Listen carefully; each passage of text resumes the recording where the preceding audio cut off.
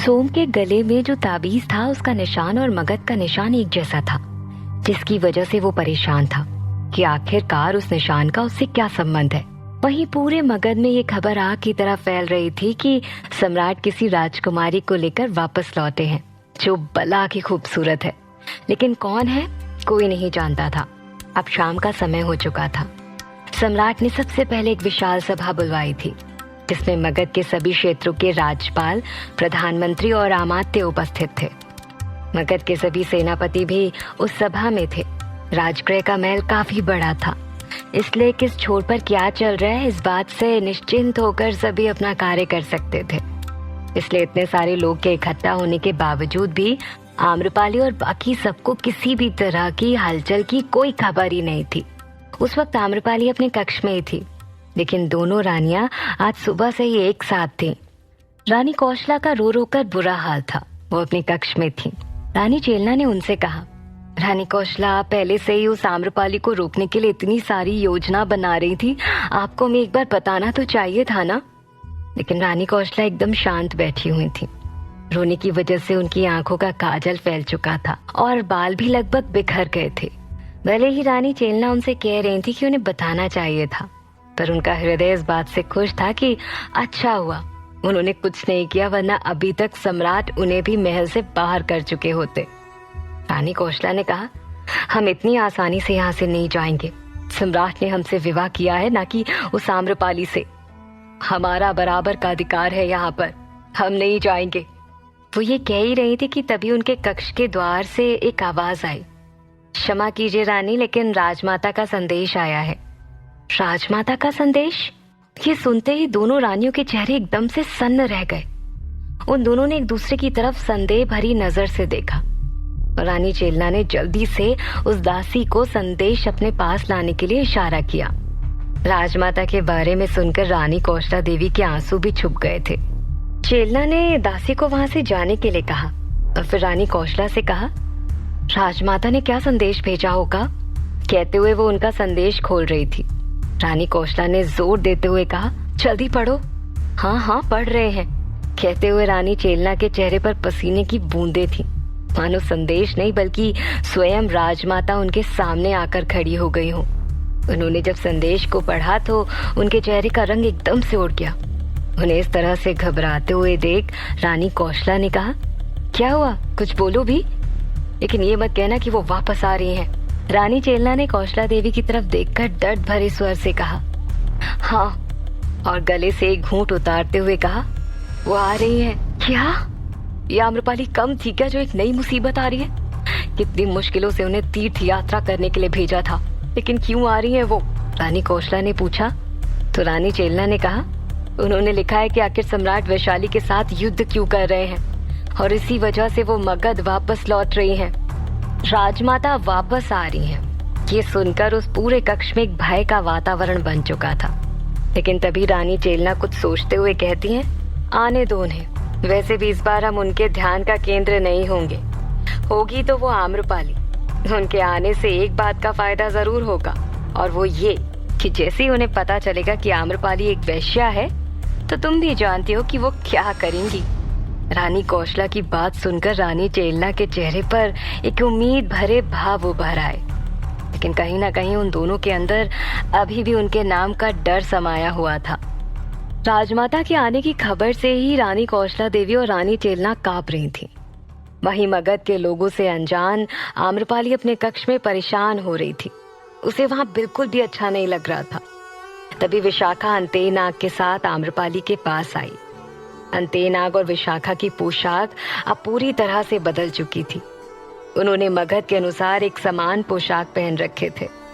उनके वस्त्र नीले रंग के थे जो उन दोनों की आंखों के समान थे। सिर से पांव तक उनका वस्त्र उनके अंगों के साथ बिल्कुल आरामदायक और मजबूती के साथ बंधा था, जिसे देखकर उनके ताकतवर होने का अंदाजा लगाया जा सकता था। उन्हें देखकर आम्रपाली अपने बिस्तर से खड़ी हो गई। तो अंतेनाग ने विनम्र स्वर में कहा, देवी आम्रपाली, आज आपका मगध में प्रथम दिवस है और सम्राट मगध के सभी बड़े दिग्गज लोगों से आपकी भेंट कराना चाहते हैं और महल के सभी सदस्यों से आपको मिलवाना भी चाहते हैं।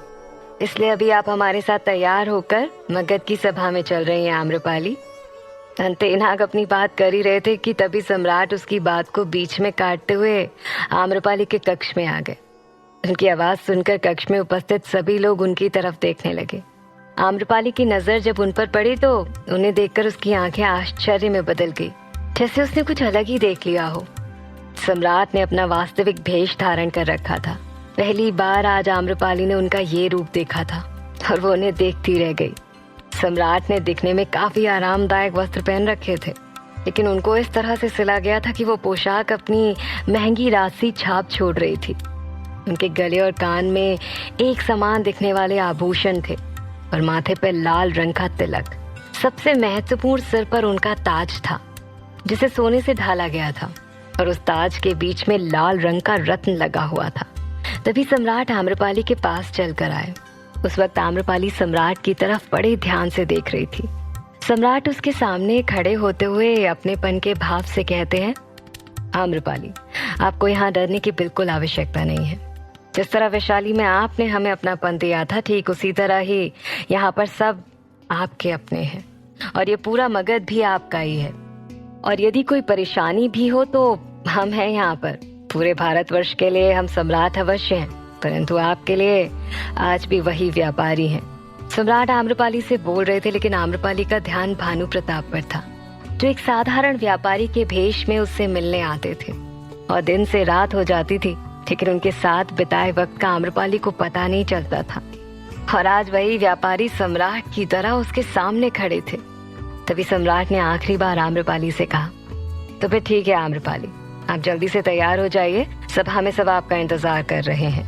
ये सुनकर आम्रपाली को एकदम से याद आया कि वो व्यापारी भानु प्रताप के सामने नहीं, बल्कि सम्राट बिंबिसार के सामने खड़ी है। सम्राट के कहने के बाद उसने हाँ में सिर हिला दिया। एक तरफ सम्राट आम्रपाली को पूरे मगध से मिलवाने के लिए ले जा रहे थे, तो वहीं दूसरी तरफ वो दासी अपने हाथ में पानी से भरे कई सारे प्याले लिए सोम के कक्ष की तरफ तेजी से बढ़ रही थी। वो चलते चलते अपने मन में कह रही थी, हमें इसके बारे में पता करना होगा, कौन है ये और इसके पास वो ताबीज कैसे आया। कहते कहते वो सोम के कक्ष के पास पहुंच गई थी। उसने गहरी सांस ली और सोम के कक्ष का द्वार खटखटाने लगी। सोम अंदर था, अभी भी तैयार नहीं हुआ था। उसके हाथ में वही ताबीज थी और वो उसी को लेकर परेशान था। जैसे ही उसने खटखटाने की आवाज सुनी, उसने जल्दी से उस ताबीज को छुपा लिया और कहा, हमें इस ताबीज को छुपा कर रखना होगा। जब तक इसका रहस्य नहीं सुलझ जाता, हम किसी से कुछ नहीं बता सकते, क्योंकि मगध के इस निशान से हमारा कोई ना कोई संबंध अवश्य है। और यदि किसी को कुछ पता चला तो हो सकता है हमारे लिए यहाँ रुकना असंभव हो जाए। ये सोचकर सोम ने उस ताबीज को अपने बिस्तर में रखे तकिए के नीचे छुपा दिया और खुद को पहले की तरह साधारण करते हुए द्वार खोला। द्वार खुलते ही दासी जल्दी से अंदर आई और द्वार को अंदर से बंद कर दिया। उसे ऐसे करते हुए देख सोम हैरान था। उसने चौंकते हुए उससे पूछा, अरे अरे अरे, आप इस तरह से अंदर कैसे आ रही हैं और द्वार क्यों बंद किया आपने? तो उस दासी ने सबसे पहले पानी के प्याले को किनारे रखा और फिर सोम के करीब आते हुए कहा, पुत्र डरो नहीं, हमारा नाम सुलभा है, हम बस इस। कहते हुए सुलभा ने जब सोम के गले में देखा तो वो ताबीज नहीं था, तो वो अचंभित होते हुए कहती है, तुम्हारे गले में वो ताबीज थी, वो कहाँ गई? सुलभा के मुंह से ताबीज सुनकर सोम की आंखें चौड़ी हो गईं। वो हतप्रभ था, आखिर सुलभा को उसके बारे में कैसे पता?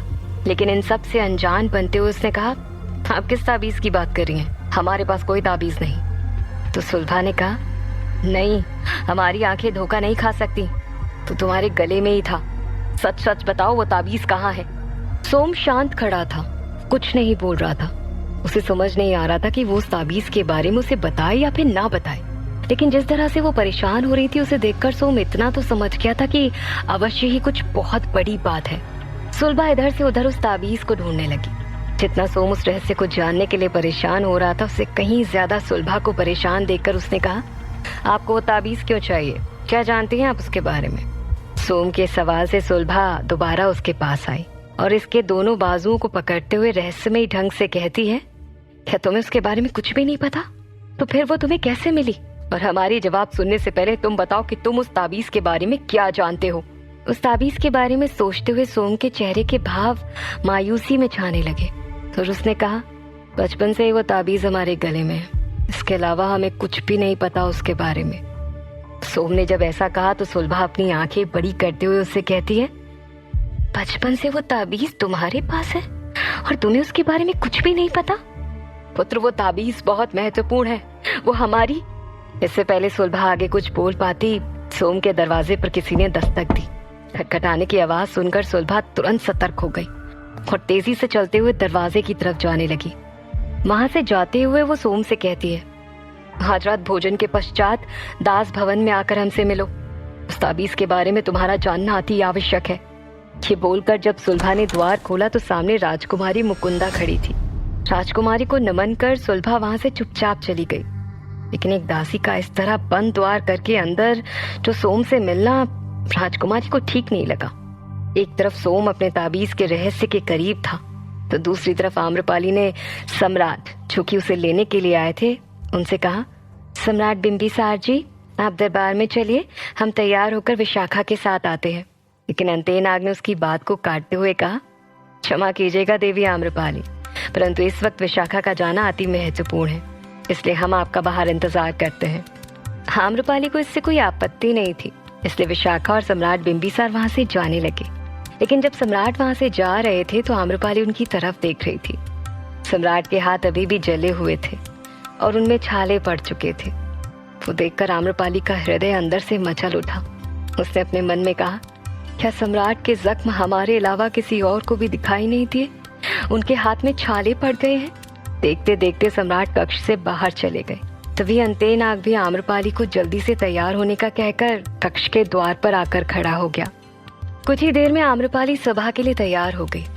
उसने जब द्वार खोला तो अंतेनाग ने देखा कि आम्रपाली ने मगध की एक भी आभूषण और वस्त्रों को नहीं छुआ था, बल्कि उसने वैशाली से लाए हुए अपने आभूषण और वस्त्र ग्रहण किए हुए थे। यहाँ तक कि उसने ज्यादा श्रृंगार भी नहीं किया था। गले में एक रानी हार और एक छोटा सा हार था और एक साधारण सा मांग टीका और कान में बिना ज्यादा चमक का झुमका। उसे इस रूप में देखकर अंतेनाग ने सिर झुकाकर उसका अभिवादन किया और कहा, क्षमा कीजिए, परंतु आपको मगध के दिए हुए आभूषण और वस्त्र पसंद नहीं आए क्या? आम्रपाली ने हल्की सी मुस्कुराहट के साथ जवाब दिया, अंतेनाग जी, हम मगध भले ही सम्राट के साथ आए हैं, परंतु यहाँ की किसी भी चीज पर हमारा अधिकार नहीं है। उसकी बात सुनकर अंतेनाग उसे लेकर सभा की तरफ बढ़ने लगा और चलते चलते कहा, देवी, सम्राट से आपने इतनी बड़ी बात छुपाई है, उसके लिए हम आपसे क्षमा मांगते हैं, परंतु सत्य ये है कि इसके पीछे की वजह बहुत बड़ी थी। ये सुनकर आम्रपाली ने कहा, अंतेनाग जी, हम अच्छी तरह से जानते हैं कि इन सब के पीछे की वजह क्या थी। सम्राट बिंबिसार एक सम्राट है और वो कुछ भी कर सकते हैं। उन्हें जो पसंद आया उसे हासिल करके रहते हैं, परंतु दो दो पत्नियां होने के बावजूद भी सम्राट हमारे लिए वैशाली आए, ये उचित नहीं था। आम्रपाली के मन में सम्राट के प्रति नकारात्मकता देख अंतेनाग ने मन में कहा, सम्राट क्षमा करना, आपने हमें देवी आम्रपाली से सच बताने से मना किया था, परंतु हम ये सच अब और नहीं छुपा सकते। आम्रपाली के मन में आपके प्रति गलत धारणाएं नहीं देख सकते, उन्हें आपका सच बताना ही होगा। आखिर किस सच की बात कर रहा था अंतेनाग? दासी सुलभा सोम को क्या बताना चाहती थी? क्या होगा राजमाता के आने से? जानने के लिए सुनते रहिए।